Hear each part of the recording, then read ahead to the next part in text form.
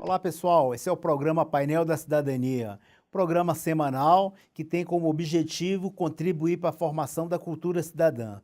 Você pode participar do nosso programa através do paineldacidadania.com.br ou através do nosso WhatsApp, 6199-811-4665. Nessa semana a gente vai receber aqui o professor Ricardo Caldas. Professor, seja muito bem-vindo. Muito obrigado pelo convite. Professor Ricardo Caldas é graduado em Economia e mestrado em Ciência Política pela Universidade de Brasília, obteve PhD em Relações Internacionais, é pós-doutorado na Columbia University, fez pós-doutorado também na USP. Professor Ricardo Caldas, a gente vem assistindo nos noticiários e tudo que a gente vê somente em prisão devido à corrupção de políticos. Primeiro eu gostaria que o senhor falasse um pouco da sua carreira e a gente entrasse nesse tema que vem incomodando muita gente. Seja muito bem-vindo e por gentileza. Eu insisto, né, eu que agradeço o convite, para mim é uma alegria estar aqui. Pena que eu não pude vir antes, mas questão de compromisso, né? Eu tenho trabalhado nessa área de combate à corrupção, inclusive nós temos uma disciplina na universidade que justamente trata disso. E a gente tem diversas perspectivas que procuram explicar esse fenômeno, né? Tanto perspectivas culturais, perspectivas históricas, perspectivas comportamentais, né? Mas no caso do Brasil, eu não tenho dúvida que a gente está já numa perspectiva sistêmica, né? Ou seja, é o próprio poder central, é o próprio governo federal que estimula a corrupção. Não este governo atual, né? Os governos federais em geral, né? Tanto o Poder Executivo como também o Poder Legislativo. Em menor escala também o Poder Judiciário, mas não com a mesma intensidade. E o que a gente tem observado agora é que a corrupção tem atingido todas as áreas, não tem uma área exclusiva, embora a corrupção tenha algumas preferências, né? E também tanto nível federal como estadual e municipal. Do ponto de vista temático, do ponto de vista de área, a corrupção ela é muito concentrada na área de transportes, pelo volume das obras, né, volume movimentado. Também ela atua muito, ela age muito na área de saúde, também pelo volume dos contratos e tudo, e também atua muito na área de comunicação, propaganda e publicidade, também pelos volumes de cada contrato. Os volumes são muito grandes e é uma prestação de serviços, o que é difícil de mensurar. Não é à toa que vários dos acusados na Operação Lava Jato, os que não são políticos, a maioria advém da área de publicidade e propaganda. É verdade. Mas agora, professor, a gente vê aí, existe, como o senhor falou aí, da disciplina, teoria da corrupção na graduação da UNB, que é diferente de uma disciplina comum, né? Chega a ser um curso de extensão, né? Essa teoria da corrupção. Agora eu queria saber do senhor, tem como explicar para as pessoas que estão nos assistindo como que seria essa teoria da corrupção, como justificar a corrupção? A gente pode observar também pelo clássico do Sérgio Buarque de Holanda, quando fala do homem cordial, do Raimundo Faoro, quando fala dos donos do poder. Sim. A gente pode tentar justificar ou tentar informar para as pessoas como que nasce a corrupção, qual seria essa teoria? Veja bem, antes de mais nada, eu gostaria de dizer que essa disciplina que eu ofereço na universidade, ela já tem praticamente 15 anos. 15 anos. Então, ela antecede, né, a Operação Lava Jato. Sem dúvida. Ela vem lá atrás, essa disciplina começou mais ou menos no finalzinho do governo Fernando Henrique ainda, foi antes do governo Lula. E claro que com o governo Lula, o interesse por ela se multiplicou. Aumentou. Por motivos evidentes, né? Hoje confirmados, né? Agora, tanto o Sérgio Buarque de Holanda quanto o Raimundo Faoro, eles têm teorias que são, na minha opinião, são úteis e válidas até hoje. Agora, eu penso que a gente não pode classificar o homem cordial do Sérgio Buarque como um homem corrupto. Ele é um homem afável, ele é um homem que age emocionalmente e ele é capaz de fazer qualquer coisa pelos amigos. Certo. Inclusive a facilitação e a corrupção. Mas não é que ele seja movido à corrupção, né? Da mesma forma, o Raimundo Faoro, quando ele fala dos donos do poder e da própria burocracia, A burocracia, ela não é necessariamente corrupta na visão do Faoro. Ela age segundo seus próprios interesses e valores e perspectivas, né? Então, na visão dele, é o Estado que movimenta a economia, vamos dizer assim, grosseiramente, né? Ou seja, o Estado é que diz para onde a economia deve ir. É uma ideia de um capitalismo de Estado, ou que algumas pessoas estão chamando agora de capitalismo político. Certo. E que os americanos chamam de capitalismo de amigos, né? Entendo. Crony capitalismo. Mas, se você me perguntar o que explica tanta corrupção no Brasil hoje, eu diria que não é nada disso que a gente falou até agora. Eu justificaria em uma palavra só, que é impunidade. Certo. É a certeza da impunidade. O ator age porque ele tem certeza, ele está convencido que não será pego. De que o crime compensa. O crime compensa. O crime compensa no caso da corrupção. Então, Sim. uma forma de inibir, até mesmo reduzir, porque eu não acredito que acabe, mas seria aumentar as penas para os crimes de corrupção? Essa é uma opção. O que a gente tem visto também, e que deu muito certo no caso da Operação Lava Jato, é a atuação conjunta do Ministério Público, da Polícia Federal, da própria... Os órgãos de controle em si. Quando eles atuam em conjunto, eles funcionam. Quando eles atuam isoladamente, eles não funcionam. Essa que eu diria que é a principal moral da história da Operação Lava Jato. Quando o Ministério Público passou a atuar junto com a Polícia Federal, junto com o pessoal do Tribunal de Contas, né, apoiando e tudo, fornecendo informações e tal, as informações foram até o final. Quando a Polícia Federal atua sozinha, o acusado consegue se liberar na justiça. A nossa justiça, é preciso destacar, ela é muito formalista. Certo. Ela está preocupada com aspectos extremamente formais. Um exemplo disso, sem entrar no mérito, é o vídeo que aparece a ex-presidente da República, ligando para o ex-presidente Lula, dizendo: assine esse termo de posse que ele vai lhe dar a sua autonomia, né, a sua proteção, né? Esse vídeo foi descaracterizado porque ele foi feito alguns minutos depois que houve a ordem para que se cessassem as gravações. Então, os minutos fizeram a diferença, esse vídeo não é mais aceito. O foro privilegiado, então, também ajuda com que as pessoas cometam crimes, Sim. Até mesmo... O foro privilegiado no Brasil foro protege. Privilegiado, porque a gente tem foro privilegiado... Para tudo. Para tudo. A ideia do foro privilegiado, originalmente, que é o que existe nos outros países, é o foro privilegiado para palavras, para discursos. Então, o parlamentar não pode ser preso por discursos feitos em plenário, seja na Câmara, seja no Senado. Só que no Brasil, o foro privilegiado foi distorcido para cobrir crimes comuns. Entendo. Então, quer dizer, a ideia do foro privilegiado não é cobrir e proteger criminosos, é proteger denúncias, que é outra coisa. Então, o foro privilegiado existe para que o parlamentar não seja preso porque ele denunciou uma autoridade. É nesse sentido que ele foi criado. Só que no Brasil, ele acabou virando uma proteção. Muitas pessoas que são criminosas conhecidas, e aqui eu posso citar o caso dele porque não é intriga, né? Já está nos jornais e no Poder Judiciário. Exemplo, Paulo Maluf. Né?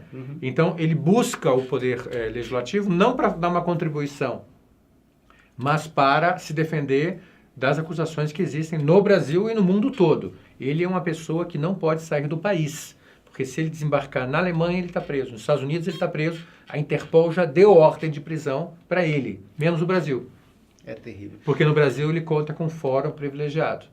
Então, é a distorção do foro privilegiado. Aí você tem que mandar o processo para o Supremo, aí o Supremo devolve para a Câmara autorizar. Fica um jogo de empurra e fica e ganha acumulando tempo. Aquele tempo, exatamente. A gente viu que diversas denúncias com relação a autoridades que cometeram crimes chegaram no Supremo, as 7 mil, 8 mil ações, me parece que 10 foram julgadas e 5 as pessoas cumpriram pena dos 8 mil processos que chegaram no Supremo.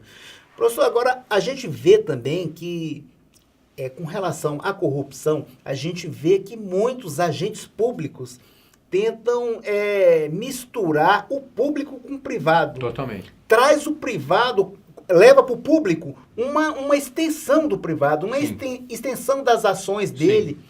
E isso também dificulta. Com porque certeza. é uma questão cultural, já implantada, a pessoa já nasce com aquela... Não, vamos falar com a pessoa que é um deputado, ele vai resolver seu problema. Sim. Seja passar uma pessoa na fila de cirurgia. Sim. Essas coisas não só faz aumentar a corrupção. Com certeza. E esse é o ponto, justamente, esse é o ponto comum do Sérgio Buarque de Holanda e do Raimundo Faoro. Essa não separação entre o que é público e o que é privado. Então, a esfera privada no Brasil, ela atinge o poder público e vice-versa, né?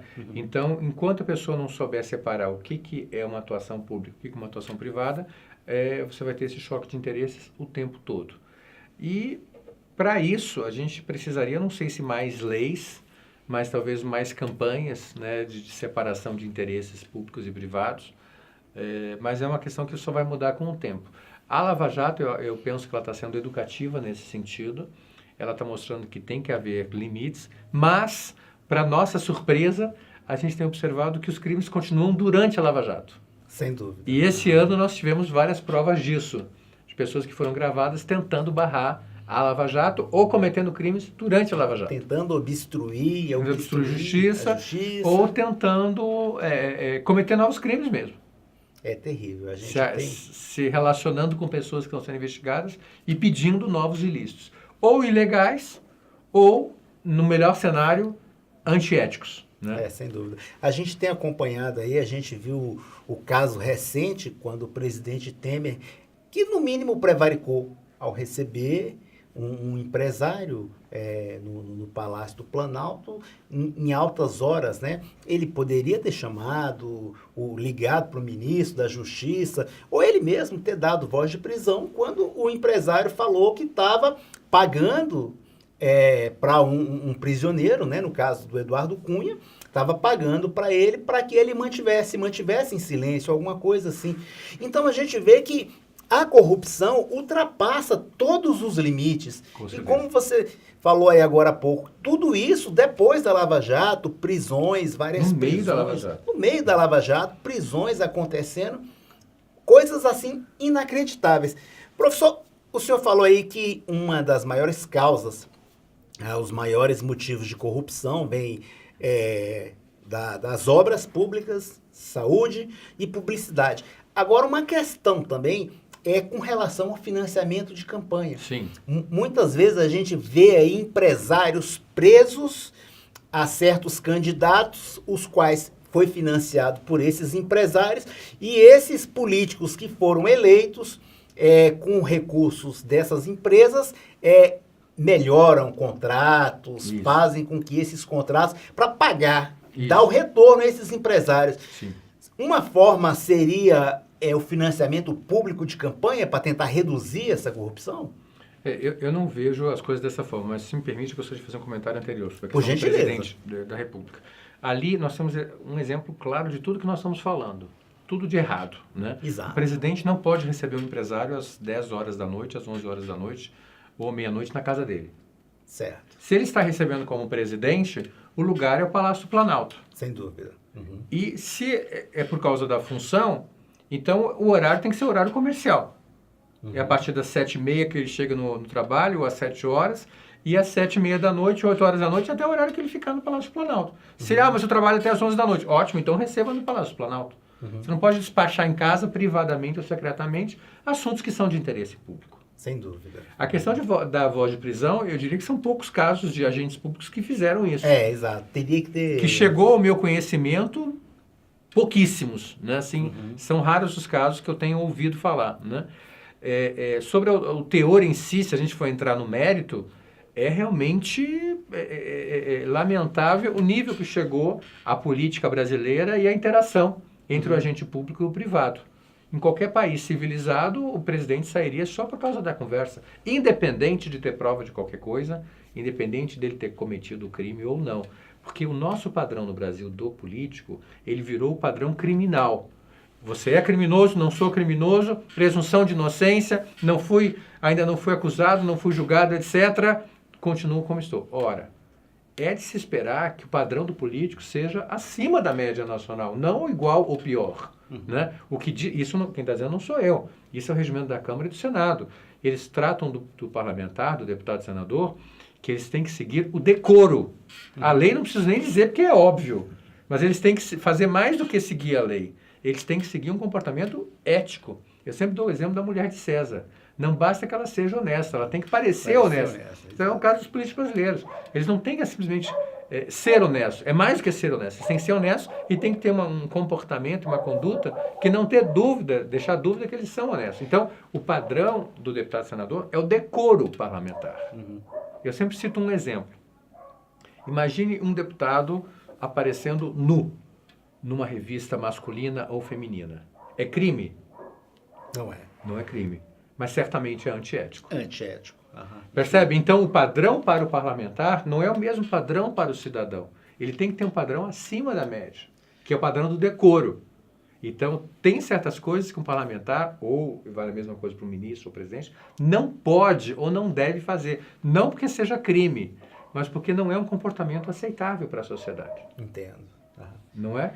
Então, isso foi perdido. Agora, o outro ponto que você levantou foi a questão do... Não, com relação às campanhas políticas. O questão do financiamento público, muito bem. público seria uma Pronto. solução, porque é escandaloso. Ok. Agora, eles estão...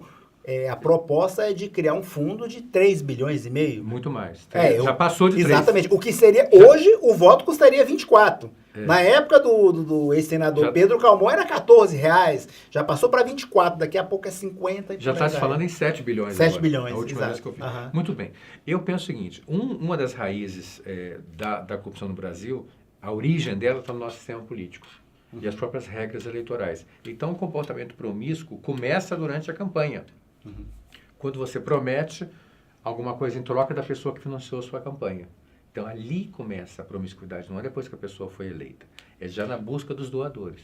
Como é que se resolveria isso? Na minha opinião, não é nem financiamento público, nem privado. É a mudança do sistema eleitoral. Eu penso que a gente tem que sair de um sistema proporcional e ir em direção a um sistema distrital.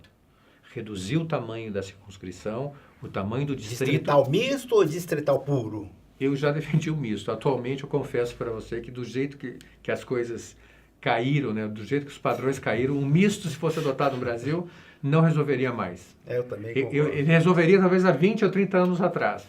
Mas hoje, se você colocasse o misto no Congresso atual, hoje, ele reforçaria os caciques, Sem então dúvida. não resolveria mais.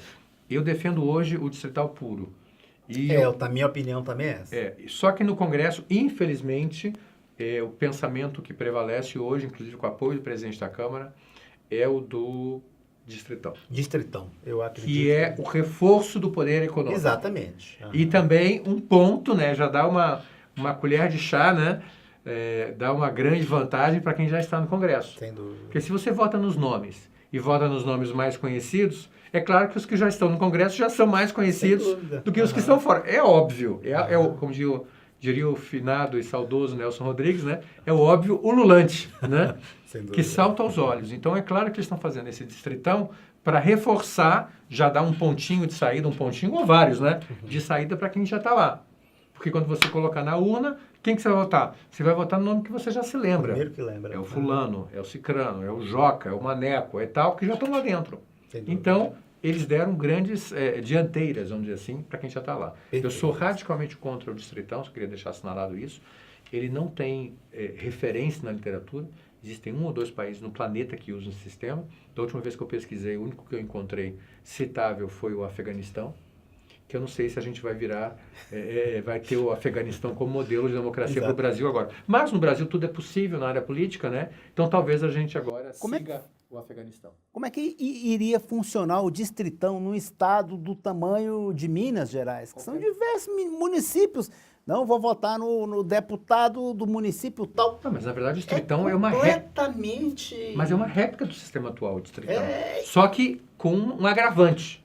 Ele pega o sistema atual, mantém e o piora. Como? Ele implode os partidos políticos, porque os partidos políticos perdem qualquer importância. Sem legenda, sem E aí ícone. o voto é 100% nominal. Exato. Eu diria que é um salve-se quem puder. Quem vai se salvar? Quem tiver poder econômico. Quem tiver o poder. Quem conseguir comprar votos, quem conseguir publicidade ou quem conseguir aparecer mais na mídia. Professor Caldas, o senhor é autor do livro, um dos autores, né, do livro Democracia e Corrupção. Sim. É uma linha tênue entre democracia e corrupção. Porque como é que a gente pode explicar uma democracia dentro de campos que as pessoas agem diferentemente de um sistema democrático? Porque a corrupção não pode ser democrática. Não, veja bem, no livro, o que a gente propõe, que o livro é de autoria minha com o professor Robson Pereira, que foi nosso aluno e professor substituto na universidade. O que a gente procura destacar não é semelhanças entre os dois. Não. Como quando eu falei. Veja bem, o que a gente procura testar, a nossa hipótese, qual que é? Quais são os regimes mais corruptos? Se são os regimes ditatoriais Sim. Ou os regimes democráticos. Essa que é a nossa hipótese central no livro. E também, como subhipóteses, né, a gente coloca se regimes monárquicos, né, constitucionais, são mais corruptos, são menos corruptos, regimes baseados em apenas uma pessoa, ditadura unipessoal, monocrática, ou se é uma ditadura de um grupo ou de um partido, né? Então, o que a gente observa, e isso é interessante, uma das conclusões do livro, é que regimes monárquicos constitucionais são menos corruptos. Suécia, Noruega, Dinamarca. São países que são monárquicos. Estão no top dos países menos corruptos. Então, é uma grande surpresa para nós isso. O fato de um país ser democrático não o torna menos corrupto. Essa é uma conclusão que a gente chegou. Exemplos disso. Em primeiro lugar, Brasil. Em segundo lugar, Índia, que não fica atrás. E em terceiro lugar, Itália. Professor, e a gente pode medir a corrupção? Como é que a gente pode dimensionar o tamanho da corrupção? Segundo a ONU, no Brasil é desviado em corrupção 200 bilhões. E segundo a Fiesp, chega de 1 a 2% do PIB brasileiro é desviado em corrupção. Dá para a gente trabalhar com esses números, achando que a corrupção se baseia nesses números? Veja bem, cada autor que faz uma pesquisa, ele tem uma metodologia. Certo. Eu penso, aliás, eu estou convencido que essa da Fiesp precisa ser refeita. Eu também que acho. Atualmente ela está totalmente defasada. Eu, nos estudos que eu tenho visto, que eu tenho lido por brasileiros, de outras pessoas de fora do Brasil, estudando sobre o Brasil, eu hoje estou convencido que a corrupção no Brasil seria alguma coisa em torno de 10% do PIB. Essa é a estimativa que eu faço. E as delações ao Odebrecht têm mais ou menos confirmado isso, que era o que eu falava mais ou menos em sala de aula. Não sei se você lembra dessa discussão que nós fizemos. Eu lembro. Que eu não tinha um número exato, mas que a minha intuição era de que fosse alguma coisa em torno de 10% do PIB. Com a delação do Odebrecht, acho que ficou claro que é mais ou menos isso. A corrupção no Brasil, ela vai além de pedir uma propina para uma obra. Ela chegou no ponto que ela ditava as políticas públicas. Sem dúvida. Então, ela inverteu as prioridades. É verdade. Professor Caldas, nosso programa está chegando ao fim. Eu queria lembrar você de casa que você pode participar conosco, sugerindo temas, debatedores, através do nosso site paineldacidadania.com.br ou através do nosso WhatsApp 6199-811-4665. A gente está recebendo o professor Ricardo Caldas e o nosso tema foi falar da corrupção, um pouco da conjuntura política, e eu queria convidar você para assistir esse programa através do nosso site, e você pode também rever esse programa e outros pelo site e pelas redes sociais. Você pode enviar um WhatsApp para a gente, que a gente envia o programa pelo link do YouTube. Professor Ricardo Caldas, eu queria que o senhor fizesse suas considerações finais e queria também que o senhor falasse um pouco desse momento político que, ao meu ver, eu tenho acompanhado a política há muito tempo e nunca tinha visto algo dessa forma. Um presidente denunciado pelo Ministério Público no exercício do poder, uma presidente que sofreu impeachment, e esse presidente denunciado foi o que ficou no lugar, com chances reais de sofrer um processo de impeachment ou de sangrar até o fim do mandato. Porque hoje, em pesquisa recente que eu vi essa semana, me parece que a rejeição dele chega a 92%, 93%, e as pessoas acreditam que ainda pode melhorar. O senhor poderia fazer uma análise desses dados? Pode melhorar não o governo dele, o país, né? O país. Eu só queria fazer uma pequena ironia, que é uma pequena brincadeira. Se a gente tiver um processo de impeachment, seja ele qual for, né? Seja afastamento pelo Ministério Público, né? Agora pela denúncia do Ministério Público, agora no atual mandato, a gente certamente vai estar batendo um recorde, né, digno de entrar no Guinness, né? Eu não conheço nenhum país que teve 2 processos de impeachment no mesmo mandato, né? Ainda que com diferentes nomes, sem entrar nesse mérito, né? Mas eu diria o seguinte, um ponto que eu queria deixar, mais de um, mas um ponto principal seria que nosso sistema político não funciona mais. Eu queria deixar essa mensagem. Então a gente precisa rever nossas regras eleitorais. Eu acho que a gente tem que discutir seriamente a questão do voto distrital. O PSDB, recentemente, o presidente do PSDB, o senador Tasso Gereissati, seguido do senador José Serra, ambos reafirmaram uma intenção deles antiga de transformar o Brasil num regime parlamentarista. E eu acho que foi muito positiva e oportuna essa declaração do senador Tasso Gereissati. Não sei se ele está falando em nome dele pessoal ou se ele está falando em nome do partido. Eu imagino que seja do partido porque ele foi seguido pelo José Serra, né? José Serra. Se for pelo partido, eu acho importante que essa discussão entre também junto com a discussão do distritão. Sem dúvida. Porque aí a gente vai ter uma discussão das regras eleitorais e também da forma de governo. E a gente já vive um semi-parlamentarismo. Nós já estamos vivendo... Então eu achei muito oportuna essa intervenção do senador Tasso Gereissati. De 4 presidentes eleitos, 2 sofreram processo de impeachment. Então a gente tem que refletir sobre isso, né? Uhum. E o Fernando Henrique Cardoso, embora não tenha nenhuma acusação frontal contra ele nesse momento, estão surgindo acusações indiretas, né? Em recentes declarações, inclusive do Marcos Valério, né? Uhum. Sobre o chamado mensalão mineiro, né? O mensalinho, né? Uhum. Então, mesmo o presidente que sobreviveu às denúncias de impeachment, não quer dizer que não tenha havido nada no seu governo. Sem dúvida. Uhum. Então, eu digo isso... não olhando para trás, mas olhando para frente. Então, se essa intervenção do senador Tasso Gereissati for para valer, não for simplesmente uma intervenção retórica, e como perceber pelo tamanho que ele tem, pelo número de deputados que ele possui, se ele conseguir incluir na agenda essa questão do parlamentarismo, eu acho muito importante. Tá? Então, a questão da forma de governo, eu sou a favor do parlamentarismo, isso está no programa do PSDB, e eu espero que outros partidos venham a aderir a essa tese.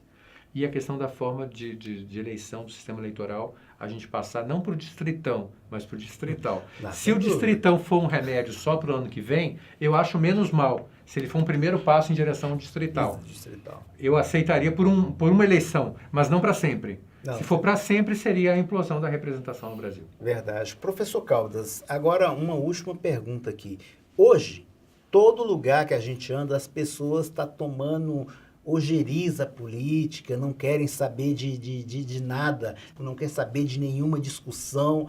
A gente viu esse recado nas urnas em 2016. E vamos ver de novo. Vamos ver de novo em 2018. Agora, professor, como é que a gente consegue reinventar a política nesse momento? Qual o redesenho que a gente pode fazer para as eleições do ano que vem, para que as pessoas participem mais? Eu penso que a política tem que voltar a ser a política do cotidiano. Aquela política do dia a dia. Paroquial.